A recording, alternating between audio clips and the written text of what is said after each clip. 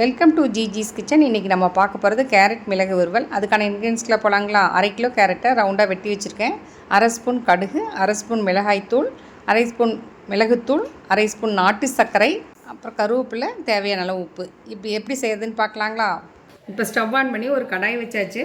இப்போ நான் இன்றைக்கி இரும்பு கடாய் எடுத்திருக்கேன். அதில் ஒரு 3 டேபிள் ஸ்பூன் கடலெண்ணெய் ஊற்றிக்கலாம். ஊற்றிட்டு கடுகு போட்டுக்கலாம். கடுகு பொரிஞ்சிருச்சு. இப்போ அடுத்தது கருவேப்பிலை போட்டுக்கலாம்.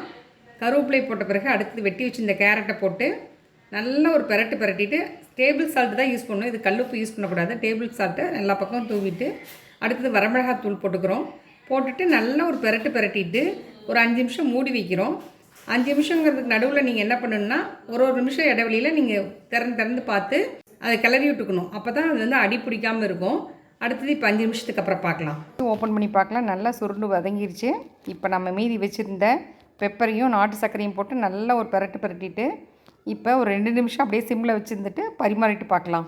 கேரட் மிளகு வறுவல் ரொம்ப டிஃப்ரெண்ட்டாக நல்லா டேஸ்ட்டாக இருக்கும். நீங்களும் வீட்டில் செஞ்சு பாருங்கள். எப்படி இருக்குன்னு கமெண்ட் பண்ணுங்கள், லைக் பண்ணுங்கள், ஷேர் பண்ணுங்கள், மறக்காமல் சப்ஸ்கிரைப் பண்ணுங்கள். அடுத்த வீட்டில் சந்திப்போம். பாய்.